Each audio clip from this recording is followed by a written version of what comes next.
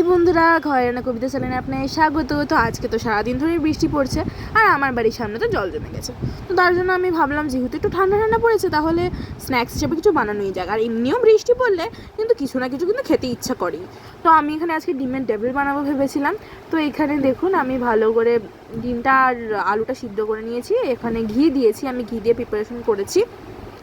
আর ঘিয়ের মধ্যে আমি আদা রসুন লঙ্কা মাখিয়ে নিয়েছি। আর এখানে দেখুন আমি আলুটাকে একটু ম্যাশ করে নিয়েছি।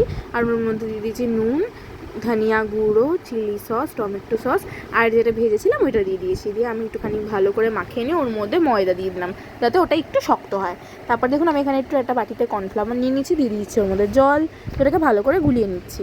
তারপরে ওই আলুটার মধ্যে দেখুন আমি ওটাকে ভালো করে মাখিয়ে নেওয়ার পরে আমি কর্নফ্লাওয়ারে ডুবিয়ে নিয়েছি, দিয়ে ব্রেড ক্রাম্বস বানিয়েছিলাম ওটার মধ্যে দিয়ে দিয়েছি। তারপরে দেখুন এটা কিন্তু রেডি হয়ে গেছে। আর এটা কিন্তু খেতে খুব ভালো হয়, আপনারা অবশ্যই স্ন্যাক্স হিসেবে ট্রাই করতে পারেন। তো আজকের মতো বাই।